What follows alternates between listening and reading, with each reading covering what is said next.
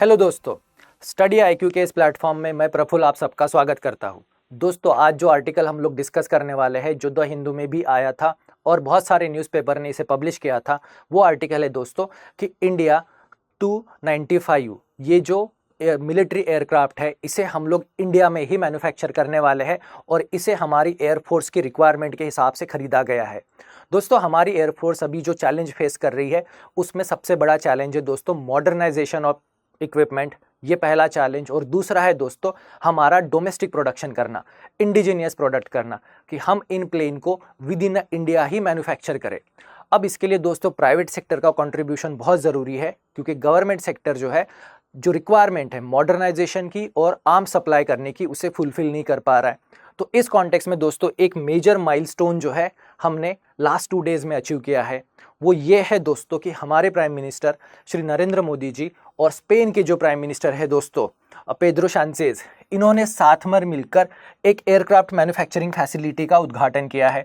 अब दोस्तों ये एयरक्राफ्ट मैन्युफैक्चरिंग फैसिलिटी कहाँ पर है? तो ये एयरक्राफ्ट मैन्युफैक्चरिंग फैसिलिटी है दोस्तों वडोदरा में, जो आता है गुजरात में, जहाँ पर दोस्तों फ्रेंच कंपनी जो है एयरबस और इंडिया की टाटा ग्रुप, इन्होंने एक जॉइंट वेंचर में एयरक्राफ्ट मैन्युफैक्चरिंग प्लांट सेटअप किया है जिसका नाम है दोस्तों टाटा एयरक्राफ्ट कॉम्प्लेक्स। अब ये कॉम्प्लेक्स वडोदरा गुजरात में इस्टेब्लिश किया है और इस कॉम्प्लेक्स में क्या होगा दोस्तों? तो इस कॉम्प्लेक्स में दोस्तों हम 295 एयरक्राफ्ट को मैन्युफैक्चर करेंगे विद इन इंडिया। मतलब हमने एयरबस कंपनी से ये प्लेन खरीदा है, पर इसका मैन्युफैक्चरिंग जो होगी वो विद इन इंडिया होगी। तो मेक इन इंडिया इनिशिएटिव भी यहाँ से सेटिस्फाई होता है और जो जॉब क्रिएशन का ऑब्जेक्टिव है वो भी सेटिस्फाई होता है। तो इसलिए दोस्तों एयरबस इस कंपनी ने एक इंडियन कंपनी के साथ जॉइंट वेंचर इस्टेब्लिश किया है। अब उस इंडियन कंपनी का नाम क्या है? तो उस इंडियन कंपनी का नाम है दोस्तों टाटा एडवांस सिस्टम लिमिटेड। इस कंपनी के साथ जॉइंट वेंचर है टाटा का एयरबस के साथ, जो इंडिया में मैन्युफैक्चर करेंगे 295 एयरक्राफ्ट। अब दोस्तों इसका कॉन्टेक्स्ट थोड़ा सा समझ लेते हैं।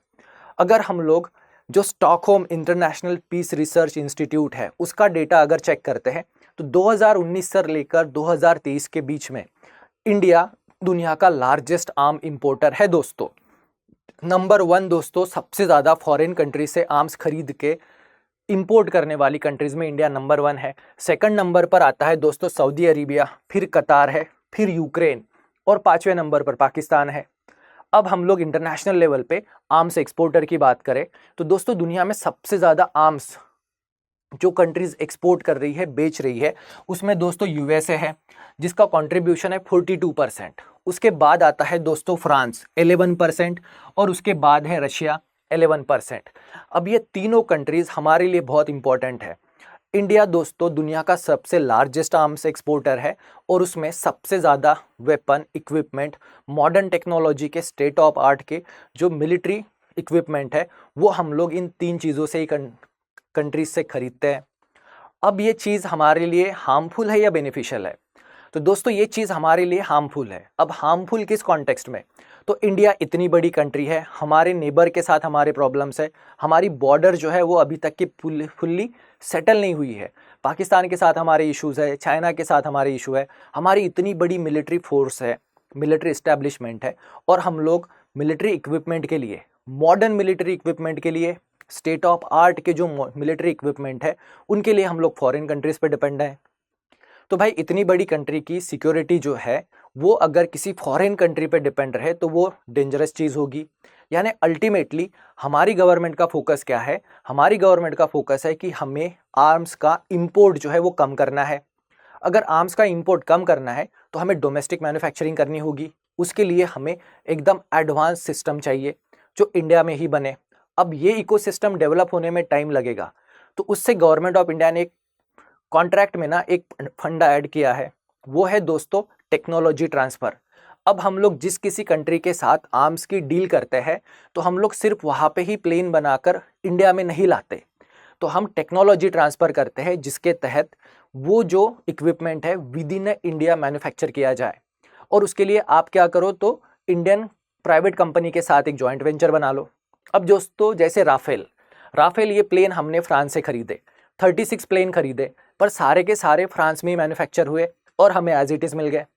तो अब क्या होगा? हम लोग फ्रांस पर डिपेंडेंट हो गए, हमें रफाल के स्पेयर पार्ट चाहिए, हमें रफाल का मेंटेनेंस करना होगा, इन सारी चीज़ों के लिए हम लोग उस कंट्री पर डिपेंडेंट हो गए। पर अगर हम लोग विद इन इंडिया इसे मैन्युफैक्चर करते तो हमारे पास मैन पावर भी होता, टेक्निकल स्किल में हमारे मैन पावर एक्सपर्ट भी हो जाते, और इसके मेंटेनेंस के लिए जो भी इक्विपमेंट लगते हैं वो हम लोग with in India domestically manufacture कर पाते। अब इसी पूरी श्रृंखला में दोस्तों ये C295 जो है ये एक माइलस्टोन है, ये एक ऐसा प्रेसिडेंस और एग्जाम्पल सेट करेगा जो आने वाले टाइम में हर मेजर मिलिट्री कॉन्ट्रैक्ट में फॉलो किया जाएगा। तो दोस्तों हम लोग जो C295 प्लेन ये खरीद रहे हैं, इसके लिए डिफेंस मिनिस्ट्री ने दोस्तों 2021 में दोस्तों एग्रीमेंट किया था। 2021 में एग्रीमेंट किया था टोटल 22,000 करोड़ का, जिसमें हम लोगों ने 56 एयरक्राफ्ट खरीदे थे। अब 22,000 करोड़ हमने स्पेंड करके 56 एयरक्राफ्ट खरीदे, उनमें से दोस्तों सिर्फ 16 जो है वो स्पेन में मैन्युफैक्चर होने हैं, मतलब स्पेन में ये कंप्लीटली मैन्युफैक्चर होंगे और बाद में इंडिया को हैंड ओवर किया जाएगा। पर रिमेनिंग 40 जो है दोस्तों 40 एयरक्राफ्ट जो है ये इंडिया में बिल्ड किए जाएंगे एयरबस और टाटा के जॉइंट कोलैबोरेशन में। और इसका मैन्युफैक्चरिंग कहाँ पे होगा, तो वडोदरा की जो मैन्युफैक्चरिंग फैसिलिटी है वहीं पर होगा। अब दोस्तों ये जो असेंबली लाइन है, इसके साथ इस हफ्ते जो न्यूज़ आई थी, इन 56 एयरक्राफ्ट के अलावा इंडिया एडिशनली 15 और जो प्लेन है उन्हें खरीदने वाला है। अब ये जो एडिशनल 15 प्लेन है उनमें से दोस्तों 12 जो है इंडिया में मैन्युफैक्चर होंगे और 3 जो है ये स्पेन में ही मैन्युफैक्चर होके इंडिया को हैंड ओवर किए जाएंगे।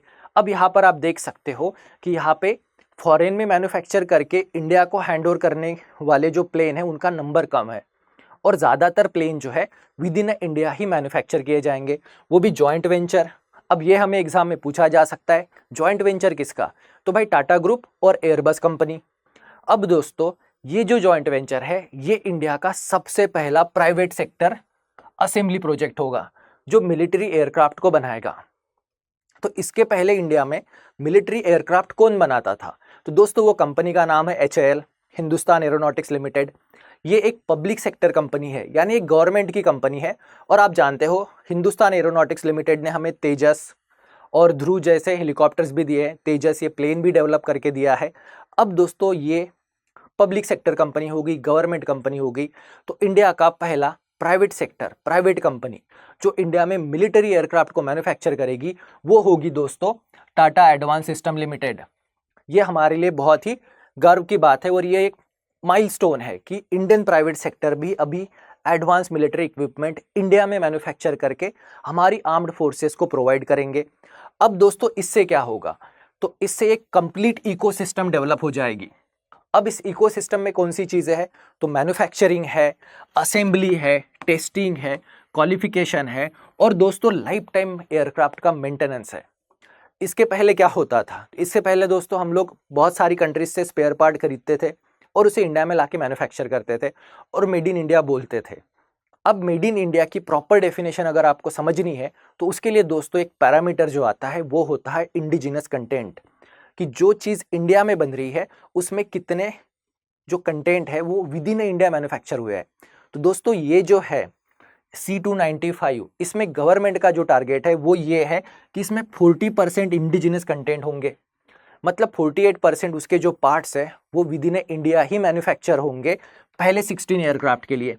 पर बाद में गवर्नमेंट का ऑब्जेक्टिव है कि इसे रिमेनिंग जो 24 एयरक्राफ्ट है और प्लस जो अभी एडिशनल 12 होंगे उनके लिए दोस्तों 75%, यानी ये ये C295 प्लेन जो है दोस्तों ये प्लेन इंडिया में मैन्युफैक्चर होगा और उसमें 75% कंटेंट जो होंगे, इक्विपमेंट जो होंगे वो with in India he manufacture होंगे।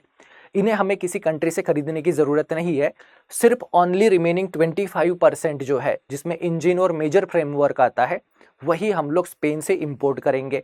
अब दोस्तों ये जो मैन्युफैक्चरिंग प्रोसेस है इसके लिए सबसे इंटरेस्टिंग चीज़ ये है कि एयरबस कंपनी का जो ये प्लेन है इसमें दोस्तों टोटल 14,000 पार्ट्स होते हैं। उनमें से एयरबस कंपनी ने आइडेंटिफाई किया है कितने, तो 13,000 पार्ट्स को आइडेंटिफाई किया है जिसे विद इन इंडिया प्रोड्यूस किया जाएगा। और उसके लिए एयरबस ने दोस्तों टोटल 37 कंपनीज को भी आइडेंटिफाई किया है कि ये कंपनीज इन पार्ट्स को बना के सप्लाई करेगी। अब उन 37 कंपनीज में से दोस्तों 33 कंपनीज जो है ये एमएसएमई है। अब एमएसएमई के बारे में आप जानते हो, एमएसएमई इंडिया में मेजर रोल प्ले करता है मैन्युफैक्चरिंग में, और हमारा टोटल जितना मैन्युफैक्चरिंग एक्सपोर्ट होता है उसमें 40% से ज़्यादा एमएसएमई के प्रोडक्ट है। और इंडिया में सबसे ज़्यादा एम्प्लॉयमेंट जनरेशन में भी दोस्तों एमएसएमई बहुत आगे है। अब इससे क्या होगा, अब ये 13,000 प्रोडक्ट जो MS33 एमएसएमई इंडिया में प्रोड्यूस करेगी, उससे दोस्तों इंडिया में 600 हाईली स्किल्ड जॉब क्रिएट होंगे। एरोनॉटिक्स इंजीनियर, एकदम हाईली क्वालिफाइड टेक्निकल जॉब्स जो है, ऐसे 600 टेक्निकली स्किल्ड जॉब इंडिया में क्रिएट होंगे। और उसके अलावा 3000 इनडायरेक्ट जॉब्स क्रिएट होंगे। यानी दोस्तों आप इस जॉइंट वेंचर का ऑब्जेक्टिव यहाँ पर समझ सकते हो। एक तो इंडिया में चीज़ें मैन्युफैक्चर होगी, एक कंप्लीट होलिस्टिक इकोसिस्टम डेवलप होगी, इंडियन मैन पावर को और इंडियन इंडस्ट्री को ये स्टेट ऑफ आर्ट एकदम मॉडर्न एयरक्राफ्ट के पार्ट्स बनाने का एक्सपीरियंस आएगा, जॉब क्रिएशन भी होगा, एमएसएमई को बूस्ट भी मिलेगा। ये सारे ऑब्जेक्टिव जो है हम लोग इस कॉन्ट्रैक्ट के थ्रू अचीव कर सकते हैं। तो दोस्तों ये बहुत ही प्राउड फील करने वाली और इंटरेस्टिंग माइलस्टोन है इंडियन हिस्ट्री में। अब दोस्तों ये एयरक्राफ्ट की स्पेशलिटी क्या है, तो दोस्तों ये जो 295 एयरक्राफ्ट है ये न्यू जनरेशन ट्रांसपोर्ट एयरक्राफ्ट है। ये एयरक्राफ्ट अब इसकी पेलोड कैपेसिटी कितनी है दोस्तों, इसकी पेलोड कैपेसिटी है 9.5 टन, और ये ऑल वेदर में ऑपरेट कर सकता है, डे एंड नाइट में ऑपरेट कर सकता है, रेनी सीजन में, विंटर में, एक्सट्रीम कोल्ड में, एक्सट्रीम हीट में ये ऑपरेट कर सकता है। अब इसका रिलेवेंस क्या है इंडियन सिक्योरिटी कॉन्टेक्स्ट के हिसाब से, इसका रिलेवेंस दोस्तों ये है कि जैसे आप जानते हो चाइना के साथ जब कॉन्फ्लिक्ट हुआ था तो हमें बहुत ही शॉर्ट टाइम में वहाँ पे मैन पावर डिप्लॉय करने पड़े थे, सोल्जर्स को डिप्लॉय करना था, फिर सोल्जर्स के साथ उनके लिए फाइटिंग इक्विपमेंट भी होते हैं, उनके खाने पीने की चीज़ें होती है, गन्स होती है। अब ये सारी चीज़ें हिमालय जैसे टफ टेरेन में बाय रोड ट्रक से ट्रांसपोर्ट करना बहुत टाइम कंज्यूमिंग और रिस्की बिजनेस होता है। उसके लिए दोस्तों एयरफोर्स के ट्रांसपोर्ट एयरक्राफ्ट को यूज़ किया जाता है, जो वहाँ पर क्विकली रीच होके जो भी इक्विपमेंट या कंपोनेंट्स है उन्हें एयर ड्रॉप करते हैं। अब इसमें दोस्तों हमारे पास मेजर एयरक्राफ्ट थे, जैसे C-130 हरकुलिस जो हमने यूएसए से खरीदा था। तो एयरफोर्स को एक लाइट वेट प्लेन की ज़रूरत थी जो रसद की चीज़ें वहाँ पे रेगुलर इंटर पे ऑल वेदर में सप्लाई कर सके। अब ये रिक्वायरमेंट दोस्तों ये C-295 प्लेन जो है ये फुलफिल करेगा। उसके साथ ही दोस्तों ये और क्या करेंगे, तो इसमें दोस्तों एकदम एडवांस इलेक्ट्रॉनिक वॉरफेयर सूट होगा, तो इसे हम लोग मिलिट्री ऑपरेशंस में भी यूज़ कर सकते हैं। और ये एडवांस इलेक्ट्रॉनिक वॉरफेयर सिस्टम जो है इसे गवर्नमेंट कंपनीज, दो इंडियन PSUs, कौन सी, तो भारत इलेक्ट्रॉनिक्स लिमिटेड और भारत डायनामिक लिमिटेड, ये दो इंडियन PSUs ही इसे मैन्युफैक्चर करेंगी। और उसके साथ दोस्तों इंडियन एयरफोर्स ने इसके 6 प्लेन ऑलरेडी इंडक्ट हो चुके हैं, जिसे इंडियन एयरफोर्स ने उनकी जो 11 स्क्वाड्रन है जो वडोदरा में है वहाँ पे है इनका सर्विस में यूज़ भी हो रहा है। और ये दोस्तों इंडिया की जो ट्रेडिशनल हमारे पास जो मीडियम वेट एयरक्राफ्ट थे जिनका नाम था HS-748 एवरो, इनको ये टाइम के साथ रिप्लेस कर देंगे और एयरफोर्स का मॉडर्नाइजेशन का जो टारगेट है वो भी अचीव होगा। तो दोस्तों ये पूरी डील जो है इसको अगर हम लोग ब्रॉडर कॉन्टेक्स्ट में देखें तो ये बहुत ही बेनिफिशियल है हमारी इकोनॉमी के लिए, जॉब क्रिएशन के लिए, और उसके साथ ही हमारी सिक्योरिटी और मिलिट्री इस्टेब्लिशमेंट के लिए। अब दोस्तों इस टॉपिक पर हमें एग्जाम में किस तरह के क्वेश्चंस पूछे जा सकते हैं, इन क्वेश्चंस को देखने से पहले मैं आपको स्टडी IQ के बारे में कुछ इन्फॉर्मेशन दे दूं। दोस्तों ये दिवाली का सीज़न है और स्टडी IQ आपके लिए दिवाली सेल लेकर आया है। दोस्तों अगर आप किसी भी स्टेट PCS की प्रिपरेशन कर रहे हो, मान लीजिए उत्तर प्रदेश है, बिहार है, पंजाब, आसाम, हरियाणा, MP, जम्मू कश्मीर या वेस्ट बंगाल, इनमें से किसी भी स्टेट PCS की अगर आप प्रिपरेशन कर रहे हो तो दोस्तों स्टडी IQ आपके लिए लेकर आया है संकल्प 7 बैच। इस बैच की जो क्लोजिंग डेट है दोस्तों वो है 31 अक्टूबर। अगर आप इस बैच में इनरोल हो जाते हो और इनरोलमेंट के वक्त अगर आप मेरा कोड PSK लाइव अप्लाई करते हो तो दोस्तों आपको ये पूरी बैच जो है ये सिर्फ 9,999 में मिलेगी। और ये बैच 31 अक्टूबर को क्लोज होगी। उसके बाद दोस्तों डेली आपके 6 PM से 9 PM तक रेगुलर लेक्चर्स होंगे, आपको हैंड रिटन नोट्स और क्रक्स मटेरियल भी प्रोवाइड किया जाएगा, आपको 1-on-1 मेंटोरशिप भी ऑफर की जाएगी। तो दोस्तों जल्दी कीजिए और इस बैच में एडमिशन लीजिए। स्टडी IQ आपकी जर्नी में आपका एकदम पाथ फाइंडर की तरह, एकदम बेस्ट गाइड की तरह साथ देगा और आपको आपका ड्रीम अचीव करने में हेल्प करेगा। तो दोस्तों, इस टॉपिक पर हमें प्रीलिम्स में किस तरह के क्वेश्चंस आ सकते हैं। दोस्तों, जब भी हम साइंस टेक पढ़ते हैं तो हमें प्रीलिम प्लस मेंस के पर्सपेक्टिव पढ़ना होता है। तो जैसे मैंने यहाँ पर आपको ऑब्जेक्टिव दिए कि MSME का रिलेशन, जॉब क्रिएशन का रिलेशन, इंडिजिनियस कंटेंट का इम्पोर्टेंस, और उसके साथ इंडियन मिलिट्री को मॉडर्नाइज करना है, स्टेट ऑफ आर्ट भी डेवलप करना है, और इंडियन डिफेंस सेक्टर में हमें प्राइवेट सेक्टर को भी ग्रो करना है। ये सारे ऑब्जेक्ट जो है इस स्कीम के थ्रू, इस कॉन्ट्रैक्ट के थ्रू हम लोग अचीव कर सकते हैं। तो दोस्तों, हमें एग्जाम में पूछा जा सकता है कि what is the primary purpose of C295 aircraft. अब ये एयरक्राफ्ट हमने स्पेन की जो कंपनी है एयरबेस, उनसे खरीदा है।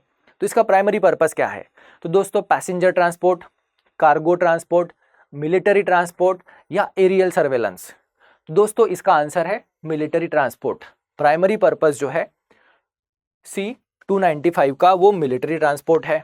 फिर दूसरा क्वेश्चन है दोस्तों, पेलोड कैपेसिटी कितनी है इस प्लेन की? तो इस प्लेन की जो पेलोड कैपेसिटी है, पहला ऑप्शन है 5 टन, फिर है 7.5 टन, फिर है 9.5 टन एंड देन 11 टन। तो दोस्तों, जैसा हमने यहाँ पर डिस्कस किया था, इसकी जो कैपेसिटी है वो है दोस्तों 9.5 टन। तो ये मिलिट्री ट्रांसपोर्ट एयरक्राफ्ट है और ये 9.5 टन तक के पेलोड यानी वेट को ले जा सकता है all weather scenario, day and night में। अब दोस्तों, उसके अलावा नेक्स्ट क्वेश्चन जो प्रीलिम्स के हिसाब से बहुत इंपॉर्टेंट है वो ये कि which company will establish India's, कौन सी कंपनी इंडिया का सबसे पहला private sector aircraft assembly line establish करेगा? तो पहला ऑप्शन है दोस्तों हिंदुस्तान एरोनॉटिक्स लिमिटेड, HAL। जैसा हमने डिस्कस किया, ये तो पब्लिक सेक्टर कंपनी है। क्वेश्चन क्या पूछा है? Private sector. फिर है दोस्तों टाटा एडवांस सिस्टम लिमिटेड, फिर है एयरबस डिफेंस एंड स्पेस, ये तो स्पेन की कंपनी है, और उसके बाद है दोस्तों भारत इलेक्ट्रॉनिक्स लिमिटेड। तो इस क्वेश्चन का आंसर है टाटा एडवांस सिस्टम लिमिटेड, और इसने मैन्युफैक्चरिंग असेंबली लाइन जो है ये गुजरात के वडोदरा में इस्टेब्लिश की है। अब इस टॉपिक पर हमें नेक्स्ट क्वेश्चन जो आ सकता है वो है दोस्तों कि what is the indigenous content. ये जो प्लेन हम खरीद रहे हैं इसमें इंडिजीनियस कंटेंट कितना परसेंट होगा? 25%, 48%, 60% या 75%? तो दोस्तों, इस क्वेश्चन का भी आंसर है 75%, ऑप्शन डी। तो दोस्तों, आज के सेशन में बस इतना ही। आप मुझे मेरे टेलीग्राम चैनल प्रफुल के _साइंस एंड टेक पर ज्वाइन कर सकते हैं। यहाँ मैं आपके साथ रेगुलर बेसिस पे साइंस एंड टेक के आर्टिकल शेयर करता हूँ इंडियन एक्सप्रेस और द हिंदू में से, और साथ ही उन आर्टिकल्स में से जो इंपॉर्टेंट चीज़ें हैं जो हमें एग्जाम में पूछी जा सकती है उनको भी मैं आपके साथ शेयर करता हूँ।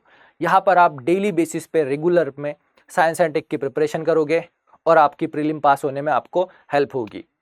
अब दोस्तों, दिवाली का सीज़न है, तो मेरी तरफ से आप सबको हैप्पी दिवाली। दिवाली की बहुत सारी शुभकामनाएं।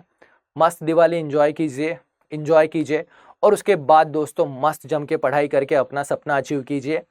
Till then, best of luck and thank you.